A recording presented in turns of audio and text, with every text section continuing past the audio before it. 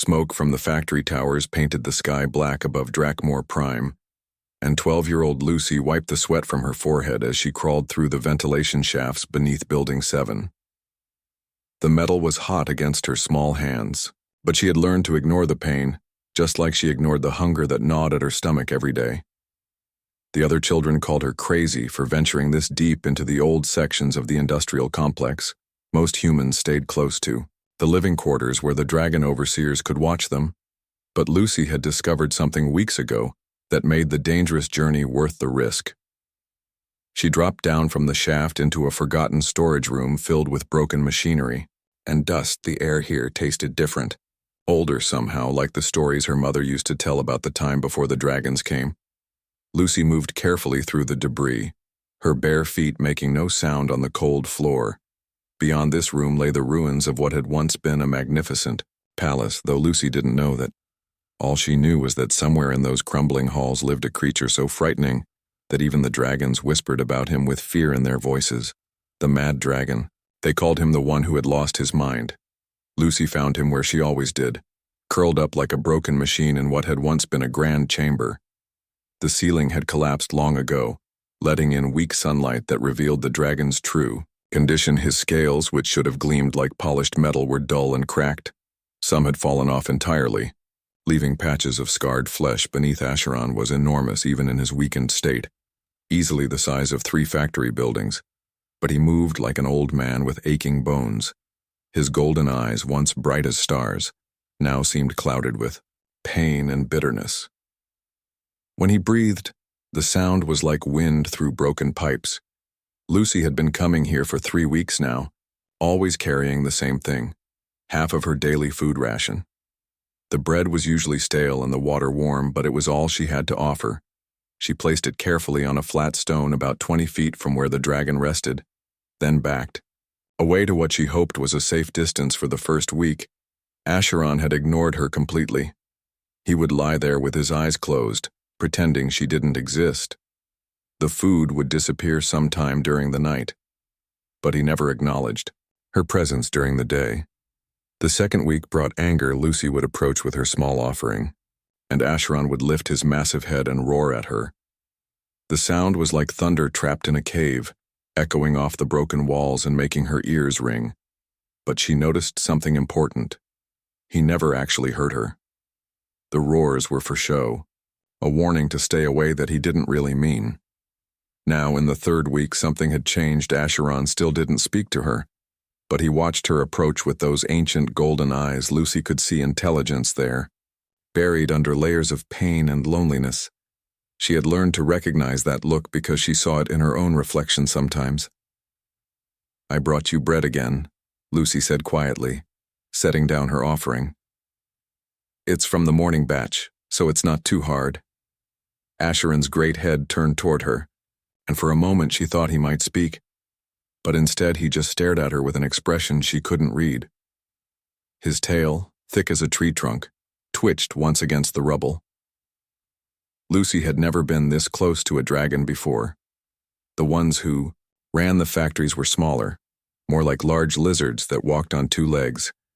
But Asheron was something else entirely, a creature from the old stories her parents used to tell before they died in the mining accident. She should have been terrified, and part of her was, but mostly she just felt sad for him, sad for herself, sad for the whole broken world they lived in. "My name is Lucy," she continued, even though he showed no sign of caring. "I work in the sorting facility. I'm supposed to separate the good metal from the bad metal, but sometimes I find interesting things." She pulled a small object from her pocket, a piece of smooth glass worn smooth by time. It was green like the ocean in her mother's stories, and it caught the light in pretty ways. Lucy had been saving it for weeks, not sure why. "I found this yesterday. I thought maybe you might like it." She placed the glass next to the bread and stepped back. Asheron's eyes focused on the small offering, and something flickered across his face, too quick for Lucy to understand, but she thought it might have been surprise. The dragon shifted his position with obvious effort, and Lucy could hear his joints creaking like old metal. His breathing was labored, and she realized that despite his enormous size, he was in tremendous pain. Every movement seemed to cost him. Are you sick? She asked, forgetting to be afraid. You sound like old Pete when his chest gets bad in the winter. This time Asheron did react. His head snapped up and his eyes narrowed as he stared at her. Lucy took a quick step back, suddenly remembering that she was talking to a creature who could incinerate her with a single breath. But instead of fire or roars, Asheron spoke.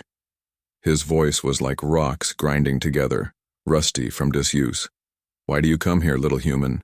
The question caught Lucy off guard. She had expected anger or threats, not curiosity. She thought about it for a moment, trying to find the right words. Because you're alone, she said finally. And being alone is the worst thing.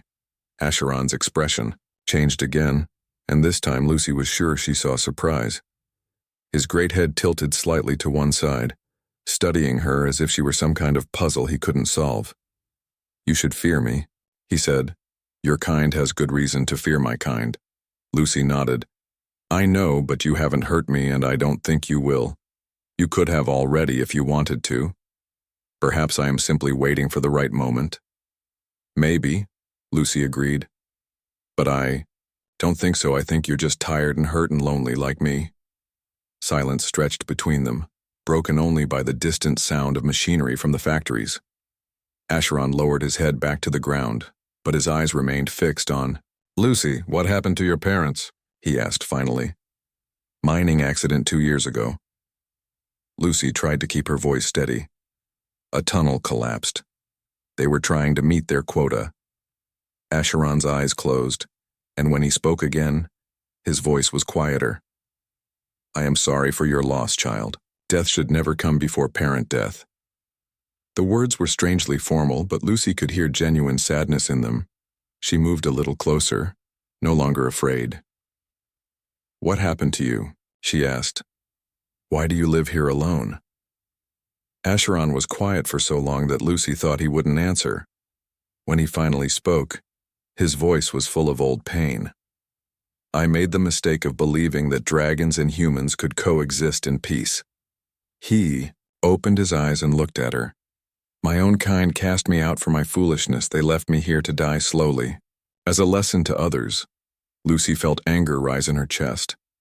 Not at Asheron, but at the dragons who had hurt him, at the whole unfair world that seemed designed to crush anyone who showed kindness. That's horrible, she said. You tried to help people, and they punished you for it. Help. Asheron repeated the word like he was tasting something bitter. I helped no one. I failed completely. And humans paid the price for my failure. But you tried, Lucy insisted. That matters. Trying to do good matters even if it doesn't work. Asheron stared at her for a long moment, and Lucy saw something flicker in those ancient eyes, something that might have been hope, quickly buried but not quite extinguished. You are a strange child, Lucy, he said finally. Strange and perhaps foolish. Probably, she agreed with a small smile. But I'll keep bringing you food anyway if that's okay. For the first time since she had started coming here, Lucy saw Asheron's mouth curve upward in what might have been a smile. It was a terrifying expression on a dragon's face, full of sharp teeth, but somehow she wasn't afraid. Do as you wish, little human, he said, but know that associating with me brings danger. Your own kind will not understand. Lucy shrugged. Most people don't understand me anyway. I'd rather be friends with someone who's kind than someone who's popular. As she turned to leave, she heard Asheron's voice one more time, so quiet she almost missed it. Thank you for the bread, Lucy. And for the glass. It has been many years since anyone gave me a gift. Lucy looked back and saw that the ancient dragon had moved closer to her offerings. His great head was lowered near the green glass, studying it with the intensity of someone seeing beauty for the first time in decades. Walking back through the ruins toward the factory district, Lucy felt something she hadn't experienced since her parents died. She felt like she had made a friend, and for the first time in 2 years, she wasn't completely alone in the world. Behind her, in the shadows of the broken palace, Asheron carefully picked up the piece of green glass in one massive claw and held it up to catch the light. For just a moment, The expression on his face was not that of a bitter, broken dragon, but of someone remembering what it felt like to hope. The rhythm of Lucy's visits became as regular as the factory bells that marked the work shifts. Every morning before her shift began, she would make the dangerous journey through the abandoned sections to bring Asheron his share of her meager breakfast every evening after work. When her body ached from 12 hours of sorting scrap metal, she would return with whatever dinner she could spare. The other factory children noticed her growing thinner, but Lucy had learned to deflect their questions with jokes and smiles. She told them she was trading her food for information about safe scavenging spots, which wasn't entirely a lie. The ruins around Asheron's den were full of interesting salvage that she could trade for small luxuries like soap or clean water. What she couldn't tell them was that each visit felt more important than the last. Asheron had begun to talk to her. Really talk. Not just the careful words of their first conversation. His voice was still rough and unused, but Lucy could hear the intelligence behind it, the depth of knowledge accumulated over decades of life. "Tell me about the time before," Lucy said one evening as she settled onto a chunk of broken stone that had become her usual seat. "What was it like when dragons and humans lived together?" Asheron's great eyes studied the darkening sky through the gaps in the ruined ceiling. "It was not living together," he corrected. "It was coexistence. Both species kept to their own territories, their own ways of life. But there was trade, communication, sometimes even friendship." "What changed?" "Fear," Asheron said simply. "Fear on both sides. Humans developed weapons that could harm dragons. Dragons responded with conquest rather than negotiation. The war that followed lasted 30 years and left both species diminished." Lucy had heard fragments of these stories from the older humans, but never with such detail. Asheron had lived through it all, had watched his own kind transform from proud but reasonable beings into conquerors drunk on power. "You tried to stop it? I tried to find another way." Asheron's voice carried the weight of old regrets. "I believed that wisdom should prevail over strength, that both species had something to offer the other. I was wrong about many things, but not about that." As the weeks passed, Lucy learned more about the dragon who had become her friend. Asheron had once been a scholar and diplomat, traveling between worlds to study different cultures and ways of life. He spoke 17 languages and could solve mathematical problems that would baffle the factory computers. He had read books that existed now only in memory, had seen wonders that Lucy could barely imagine. But more than his knowledge, Lucy treasured the kindness he showed her. When she arrived exhausted from particularly difficult workdays, Asheron would tell her stories to distract her from her aches and pains. When she was sad about her parents, he would share memories of his own family, long dead from age and war.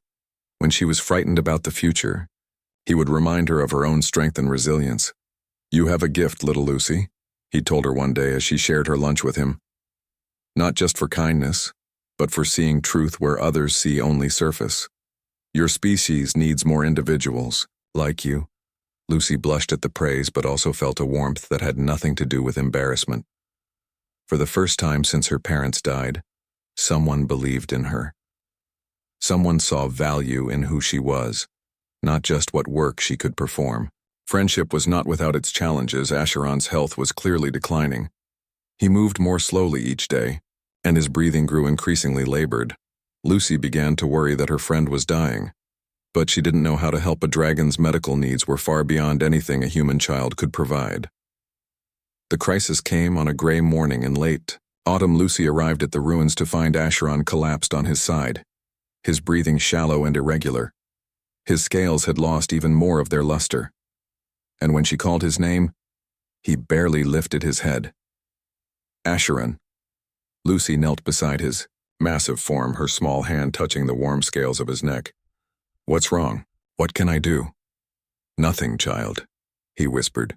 "This is simply age and old wounds catching up with me.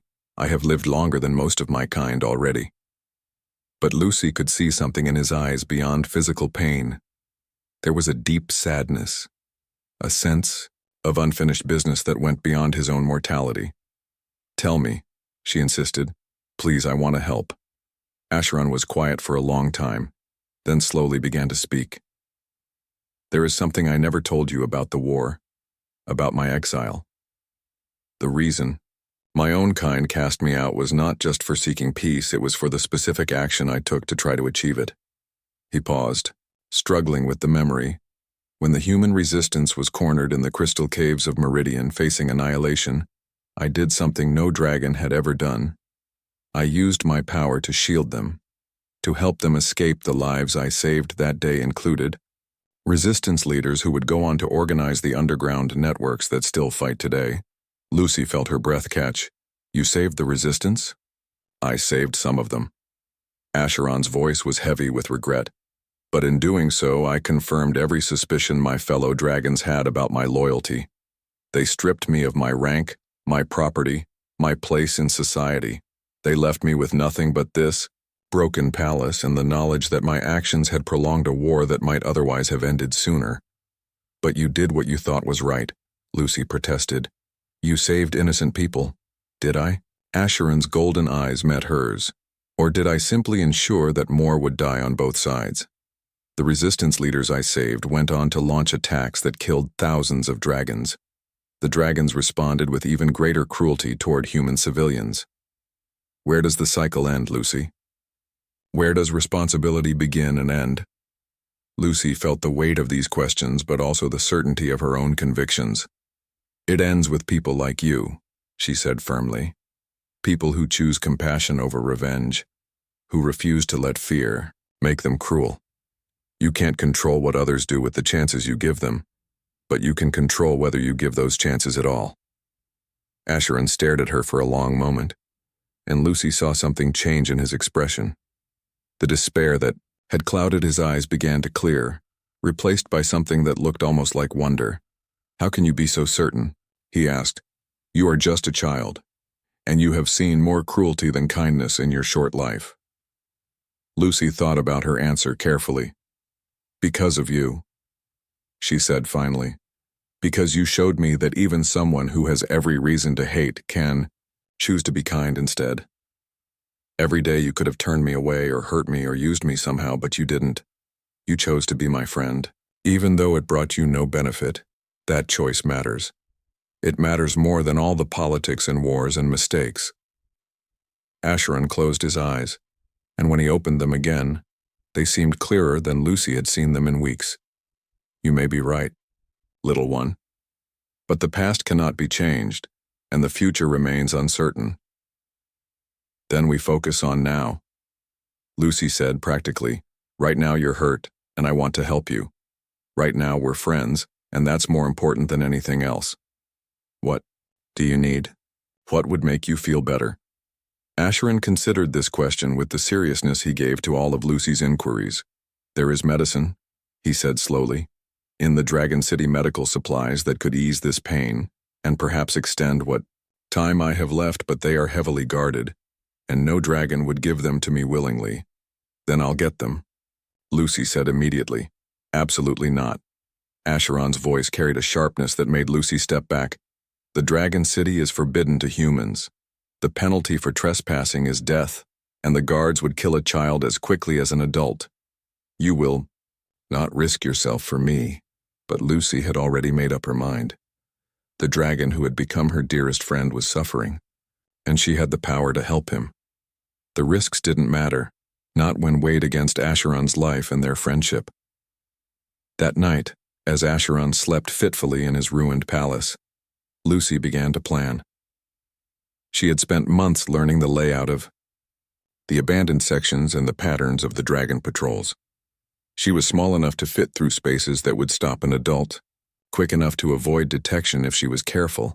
She would need to be smarter than she had ever been before, braver than seemed possible, and luckier than she had any right to expect. But as she looked at her suffering friend, Lucy knew that she would try. She had found someone worth taking risks for, someone whose life mattered more to her than her own safety. The thought should have terrified her instead. It filled her with a sense of purpose she had never experienced before. Tomorrow she would attempt something that could save Asheron's life or end her own. For the first time since her parents died, Lucy felt like she had something truly worth fighting for. Lucy's plan was desperate and dangerous, but it was the only chance she had.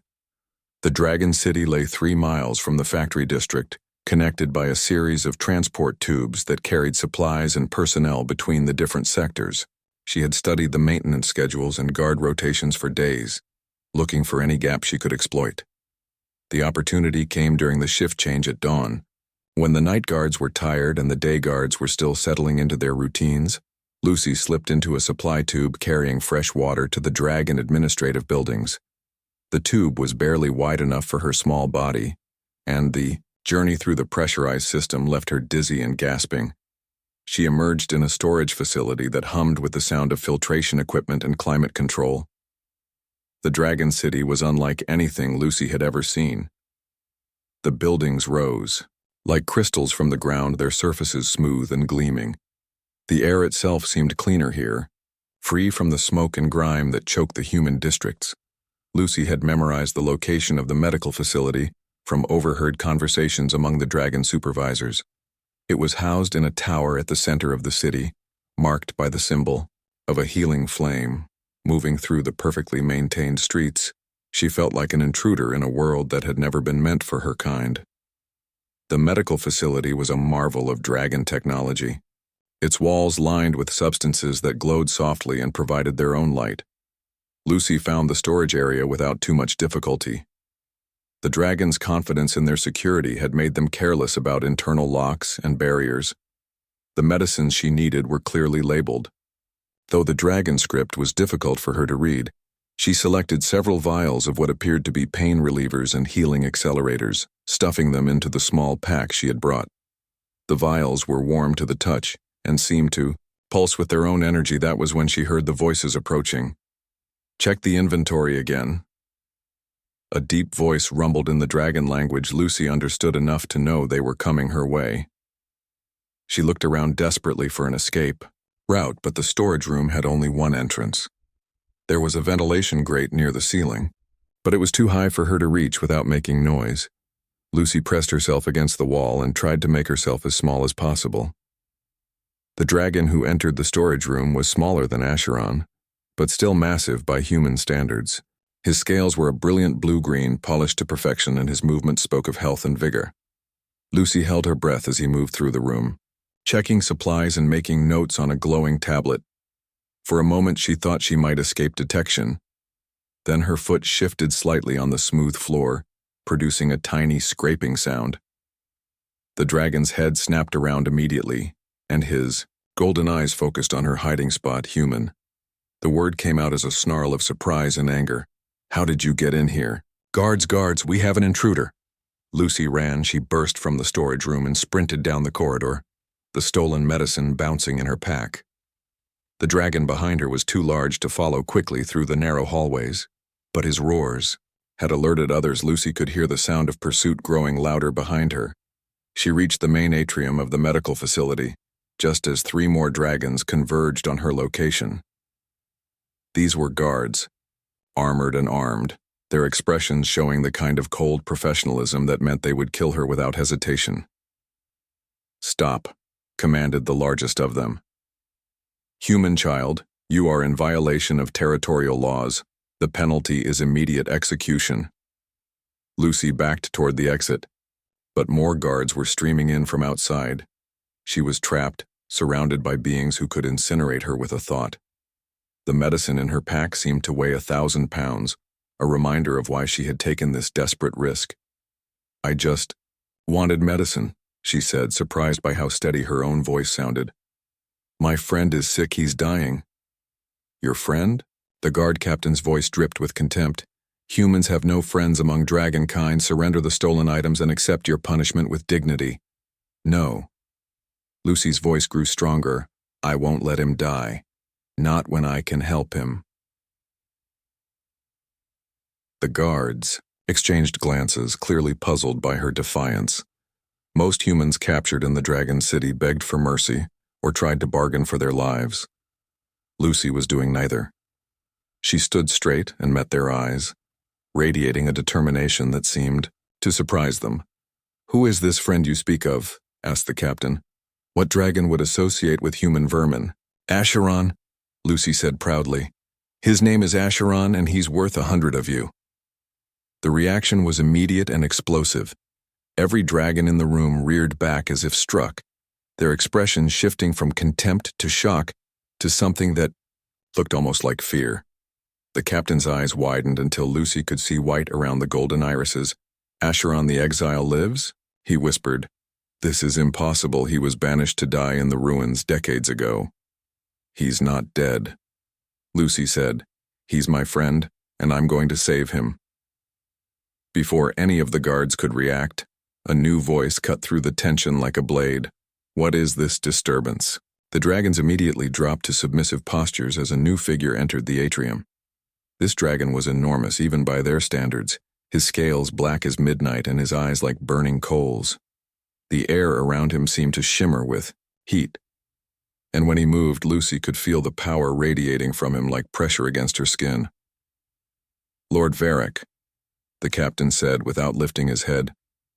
We captured a human child stealing medical supplies. She claims to be associated with the traitor. Asheron. Varric's attention focused on Lucy like a laser, and she felt the full weight of his presence pressing down on her. This was what real dragon power felt like, she realized. The everyday dragons who ran the factories were nothing compared to this being, Asheron. Varric repeated the name like a curse. I should have ensured his death years ago instead of leaving him to rot in exile. And now he corrupts human children with his poison. He didn't corrupt me, Lucy said, finding her voice despite the fear that threatened to overwhelm her. He saved me. He showed me kindness when no one else would. He's the best person I've ever known. Varric laughed, a sound like grinding stone. Person? Child, you mistake a broken exile for something worthy of respect. Asheron was cast out because he betrayed his own kind, because he chose human terrorists over dragon loyalty. He is a failure and a coward. You're wrong. Lucy's voice grew stronger. He's not a coward. He stood up for what he believed in even when it cost him everything. That makes him braver than all of you. The other dragons hissed at her words, but Varric raised a clawed hand for silence. His eyes never left Lucy's face, studying her with the intensity of a predator evaluating prey. You have courage, little human, he said finally. Foolish courage, but courage nonetheless. It is almost a shame to waste it. Tell me, what did the exile promise you in exchange for this theft? What lies did he use to manipulate you into risking your life? He didn't ask me to do this, Lucy said. He told me not to come here. He tried to protect me, but I couldn't let him die, not when I could help him. Something flickered in Varric's expression, too quick for Lucy to interpret. He told you not to come? He said it was too dangerous. He said I shouldn't risk myself for him. Lucy's voice carried absolute conviction. But he's wrong. I'd risk anything for him, because that's what friends do. The silence that followed was heavy with tension. Lucy could feel the dragons exchanging glances, communicating in ways she couldn't understand. Finally, Varric spoke again, his voice thoughtful. Interesting. The exile has found himself a loyal pet. But loyalty to a traitor is itself a form of treason, child. Your friend will die in the ruins where he belongs, and you will die here for your crimes. Varric raised one massive claw, and Lucy could see energy beginning to build around it. She closed her eyes and thought of Asheron, of their friendship, of all the stories he had told her about courage and hope. At least she had tried. At least she had. The wall exploded stone, and metal flew in all directions as something massive smashed through the outer barrier of the medical facility. The dragons scattered, roaring in alarm and confusion, as a figure emerged from the dust and debris. It was Asheron, but transformed, gone, was the broken arthritic dragon Lucy knew. This creature moved with fluid grace and terrible purpose. His scales, which had been dull and cracked just days before, now blazed with inner light. His golden eyes burned like stars, and the air around him crackled with barely contained power. But more than his physical transformation, it was his presence that filled the room. Asheron radiated authority and strength that made even Lord Varric step backward.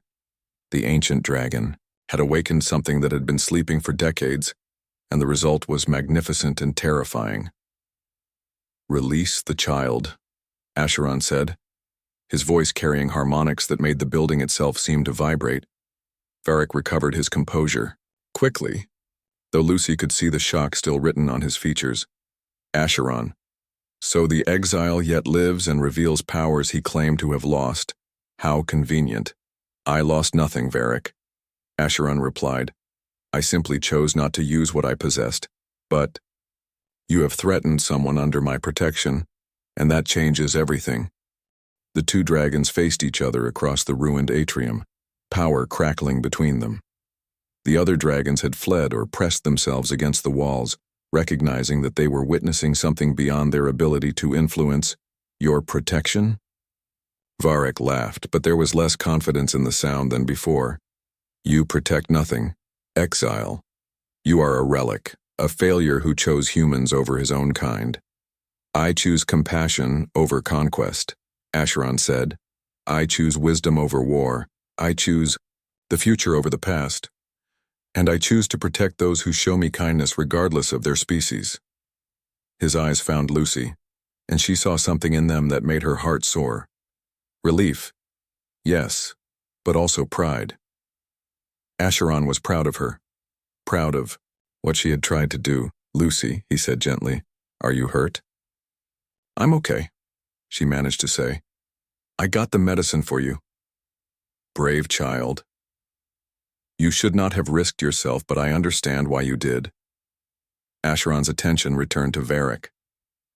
"Now, Lord of the Dragon Council, you will allow her to leave with the medicine she came for. You will forget that she was ever here, and you will remember that Asheron the Scholar is not as broken as you believed." Varric's response was to launch himself forward, claws extended and mouth open to release dragonfire. But Asheron was ready. The ancient dragon moved like liquid lightning, intercepting Varric's attack and redirecting it harmlessly into the ceiling. What followed was not really a fight. It was a demonstration Asheron's power, refined by decades of study and tempered by genuine compassion, proved superior to Varric's brute strength at every turn. Within moments, the Lord of the Dragon Council lay pinned beneath Asheron's claws, his armor cracked and his pride shattered. "Do you yield?" Asheron asked quietly. Varric's answer was a snarl of rage, but he nodded reluctantly. "Good." Asheron stepped back, allowing the younger dragon to rise. "Now you know that the exile you dismissed possesses power beyond your understanding. Use that knowledge wisely." He turned to Lucy and carefully extended one massive claw. She climbed onto it without fear, trusting him completely as he lifted her toward the hole he had torn in the wall. "Hold tight, little friend," he said. "We are going home." As they flew back toward the ruins, Lucy could feel the change in Asheron. It wasn't just the return of his power, though that was certainly dramatic. It was something deeper, a sense of purpose and hope that had been missing since she first met him. "You came for me," she said over the wind. "Of course I did." Asheron's voice was warm with affection. "You risked everything to help me. How could I do less for you?" "But how? How did you get your power back?" Asheron was quiet for a moment, considering his answer. "I think it was never truly gone," he said finally. "I think I buried it under years of guilt and despair. But when I realized you were in danger, when I faced the possibility of losing the best friend I have ever had, something awakened in me." "What?" "The understanding that some things are worth fighting for again, that hope is not foolishness and compassion is not weakness. You taught me that, Lucy. Your courage reminded me of my own."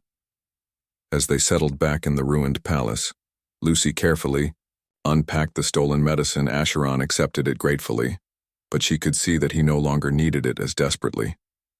The transformation had healed more than just his power. "What happens now?"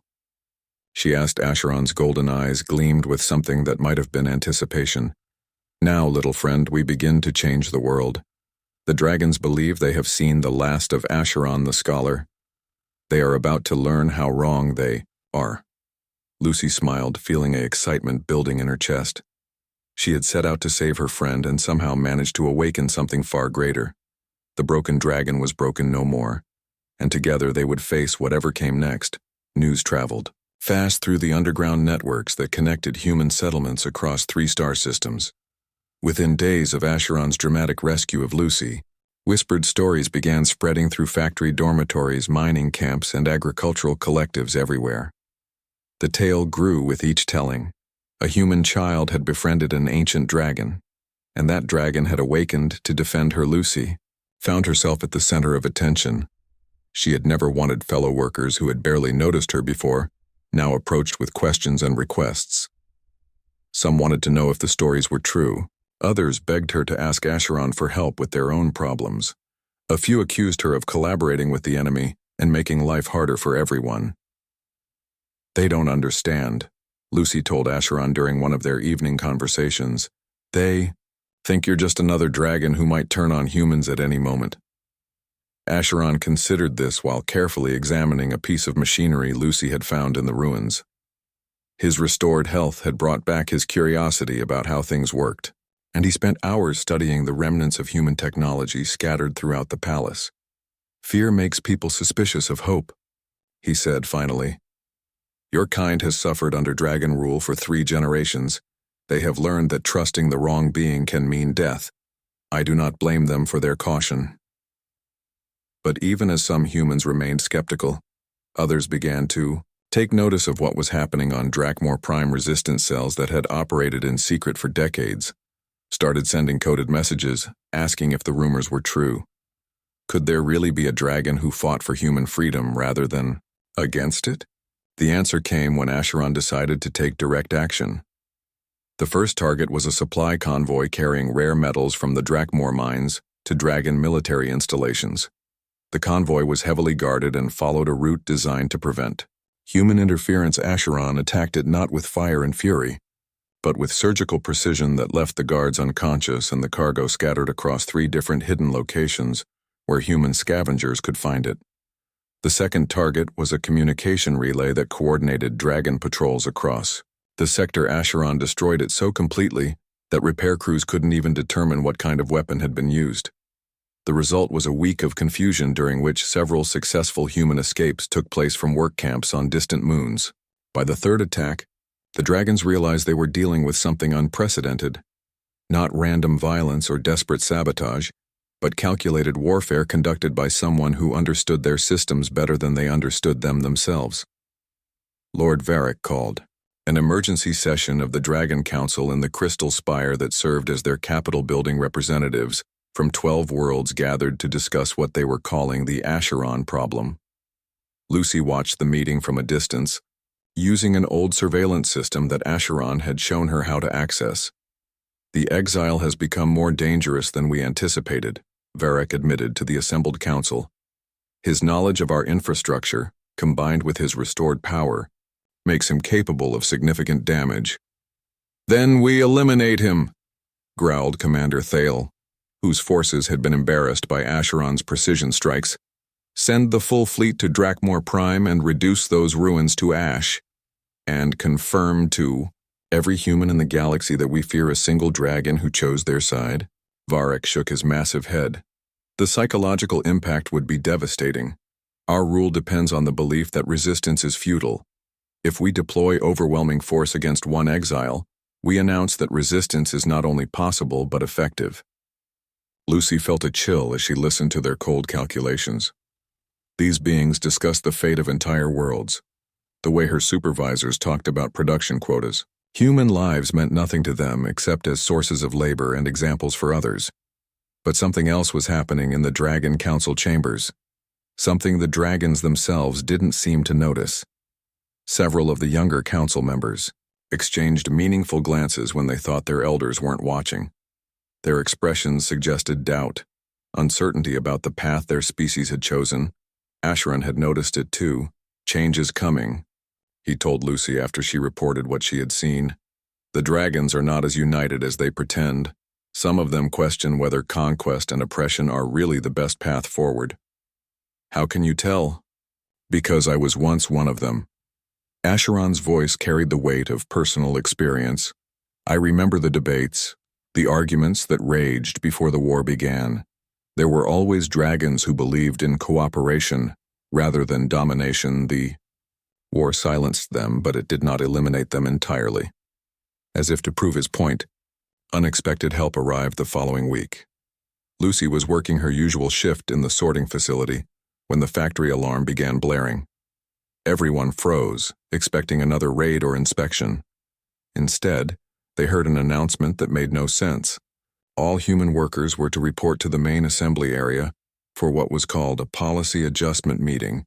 The workers filed into the vast space where they normally gathered for announcements from their dragon supervisors. But today, something was different. 3 dragons stood on the platform, but Lucy recognized none of them. They were younger than the usual factory overseers, their scales brighter and their posture less arrogant. The leader, a dragon with silver-blue scales and intelligent green eyes, stepped forward to address the crowd. His voice carried none of the contempt that usually characterized dragon speech to humans. "Workers of Drakmor Prime," he began. "I am Counselor Bren of the Reformed Dragon Coalition. We come to offer you a choice that has not been available for 3 generations. The choice to work with dragons as partners rather than subjects." Murmurs rippled through the crowd. Some humans looked confused, others suspicious, and a few hopeful. Lucy felt her heart racing as she realized what was happening. "You lie!" shouted an older man from the back of the crowd. "Dragons don't make deals with humans. Dragons take what they want." Bren nodded respectfully. "Your skepticism is understandable and justified for too long. My species has acted with cruelty and arrogance, but some of us believe there is a better way. Some of us have been inspired by recent events to remember what our ancestors once knew, that cooperation produces better results than oppression." Another dragon stepped forward, this one smaller and clearly nervous about addressing humans directly. "We have seen what one dragon can accomplish when he chooses to work with humans rather than against them. We have heard the stories of friendship and mutual aid that emerge. From these ruins, we believe such partnerships could transform our entire civilization." Lucy felt a surge of pride and amazement. The friendship she had built with Asheron was inspiring other dragons to question everything they had been taught about human-dragon relations. "What are you offering?" asked a woman from the middle of the crowd. "Self-governance for human communities," Bren replied.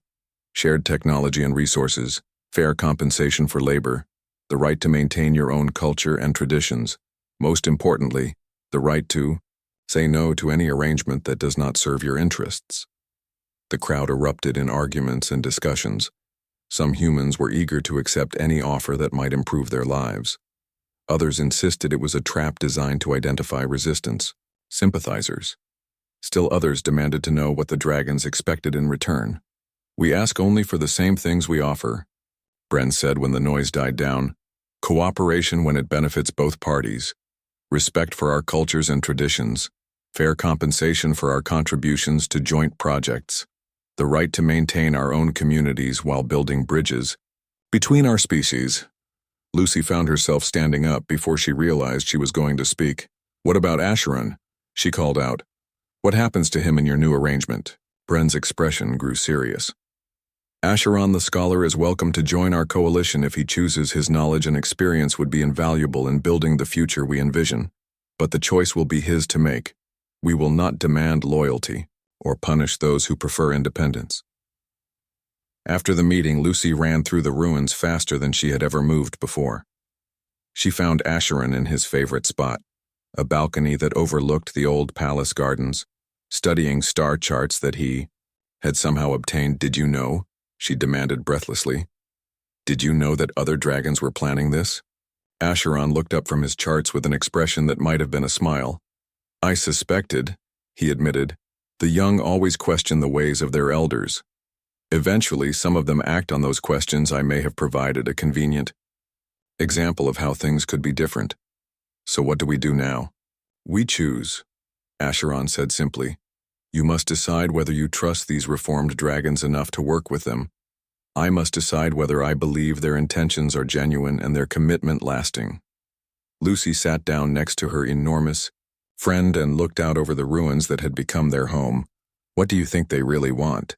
The same thing you wanted when you first brought me bread, Asheron replied. A world where kindness is stronger than fear, where different species can see past their prejudices to find common ground. They have watched our friendship and realized that what seems impossible might simply be difficult. And if they're lying, if this is all some kind of trick, Asheron's expression grew serious. Then we will face that challenge when it comes. But Lucy, if we reject every offer of peace because we fear betrayal, we guarantee that nothing will ever change. Sometimes hope requires the courage to trust even when trust seems dangerous. As the twin suns of Drakmor Prime set behind the factory towers, painting the sky in shades of gold and crimson, Lucy made her decision she would give these reformed dragons a chance, just as she had once given Asheron a chance. After all, the worst they could do was prove her wrong, and the best they could do was prove that a 12-year-old girl sharing bread with a broken dragon could indeed change the galaxy. The future remained uncertain, but for the first time since her parents died, Lucy felt like she was moving towards something better rather than simply surviving something terrible. And beside her, Asheron spread his wings to catch the evening breeze. No longer a creature of the past, but a guardian of possibilities yet to come. 5 years had passed since that first evening when a hungry girl shared her bread with a broken dragon, and the galaxy had changed in ways that few could have imagined. Lucy, now 17, and serving as the youngest ambassador in galactic history, stood on the observation deck of the newly constructed Unity Station, watching ships from dozens of worlds dock at the massive platform. Each vessel brought representatives from different species and cultures, all gathering for the 5th annual Interspecies Cooperation Summit. The station itself was a marvel of combined technology, built using human engineering, dragon power sources, and design principles contributed by 6 other species that had joined what was now called the Galactic Alliance. Nervous? Asked a familiar voice behind her. Lucy turned to see Asheron approaching, his massive form moving with the easy grace that had returned along with his health and purpose. The ancient dragon now served as chief cultural advisor to the Alliance, helping species understand each other's customs and perspectives. His scales had regained their lustrous golden color, and his eyes held the wisdom of someone who had seen both the worst and best that civilizations could offer. A little, Lucy admitted. The Crystalline Collective is sending their first delegation, and nobody knows how they communicate with species that don't share their silicon-based thought patterns. You will find a way, Asheron said with absolute confidence. You always do. Your gift for understanding others has only grown stronger over the years. It was true, though Lucy sometimes still marveled at how much her life had changed. The scared factory worker who had once hidden bread in her pockets had become someone that entire worlds looked to for guidance in building bridges. Between species, her official title was Human-Dragon Liaison, but her real job was much broader. She helped everyone learn to see past their differences to find common ground. The work was not easy. The old Dragon Empire had not collapsed overnight, and Lord Varric's faction still controlled several worlds, where humans and other species lived under oppression. There had been battles, negotiations that lasted for months, and setbacks that made everyone question whether peace was really possible, but there had also been victories. The reformed dragon coalition led by Councillor Bren had grown from 3 idealistic young dragons to a movement that included thousands. The human resistance networks had evolved from desperate guerrilla fighters into organized planetary governments.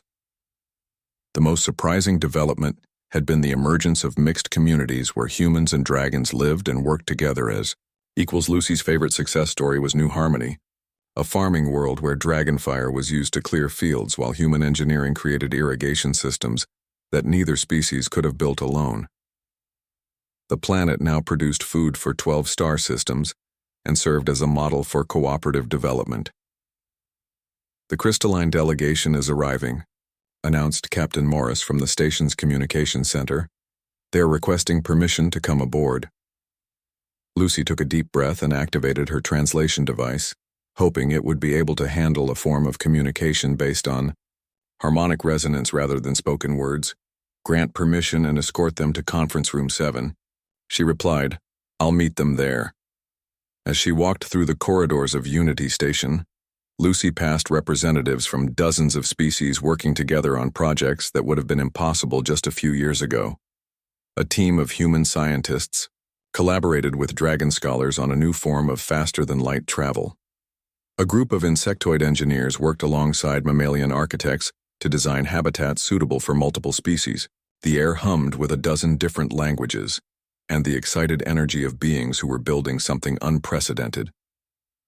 Conference Room 7 was designed specifically for first contact situations, with adjustable atmosphere, lighting, and gravitational fields to accommodate wildly different physiologies. Lucy arrived to find the crystalline delegation already present. 3 beings that looked like living gemstones, their faceted surfaces reflecting the room's light in patterns that seemed to shift with their emotions. The translation device immediately began picking up harmonic frequencies, converting them into words that appeared on Lucy's visual display. "Greetings, Ambassador Lucy," the patterns read. "We have traveled far to understand this phenomenon you call cooperation. We observe that your alliance includes species with contradictory needs and desires. How do you prevent conflict from destroying your unity?" Lucy smiled, remembering her first conversation with Asheron about the seemingly impossible idea of friendship between species. "We start with small acts of kindness," she said, speaking slowly to give the translation system time to convert her words into harmonic patterns. "We share what we have, listen to what others need, and look for ways to help each other even when it seems difficult." The crystalline beings pulsed with colors that the translator identified as curiosity and skepticism. This explanation lacks specificity. How do you resolve disputes over resources? How do you accommodate incompatible cultural practices? How do you prevent the stronger species from dominating the weaker ones? These were the hard questions, the ones that kept Lucy awake some nights thinking about challenges that had no easy answers. But she had learned that honesty was always better than false reassurance. "We make mistakes," she said simply. "We argue. We misunderstand each other. We sometimes let fear or pride interfere with good judgment, but we keep trying because we've all seen what happens when cooperation breaks down. We've seen the wars, the oppression, the waste of potential that comes from choosing fear over friendship." She activated a holographic display showing images from across the Alliance. Dragon and human children playing together in integrated schools, mixed crews working on terraforming projects, joint research teams making discoveries that no single species could have achieved alone. "We succeed because we remember that every individual deserves respect and every culture has something valuable to contribute," Lucy continued. "When we fail, we learn from our mistakes and try again. The alternative is to go back to the way things were, and none of us want that." The crystalline beings flickered with patterns that seemed to indicate deep thought. One of them moved closer to the display, studying the images with what Lucy interpreted as fascination. "We observe dragon fire being used to forge human tools." The patterns read, "We observe human technology extending dragon lifespans. We observe cooperation producing results superior to competition. This suggests efficiency gains that could benefit our own civilization." "Exactly," Lucy said, feeling excitement build in her chest. "When species work together, everyone benefits. You might discover applications for your harmonic resonance that you never considered, and we might learn new ways to think about problems that have puzzled us for centuries." The negotiations that followed lasted 3 days, but by the end, the Crystalline Collective had agreed to join the Alliance as provisional members. They would start with limited cultural exchanges and scientific cooperation, with the option to expand their involvement as trust developed. As Lucy watched their ships depart from Unity Station, she felt the familiar mixture of exhaustion and satisfaction that came with successful diplomacy. Each new member species brought fresh challenges but also new possibilities for growth and understanding. "Another victory for the power of friendship," Asheron observed, joining her at the observation window. "Your parents would be proud of who you have become." Lucy leaned against her old friend's warm scales, drawing comfort from his presence as she had so many times over the years. "Do you think we're really changing things?" she asked. "Or are we just delaying another war?" Asheron considered the question with the seriousness he gave to all of Lucy's concerns. Change is never permanent, he said finally.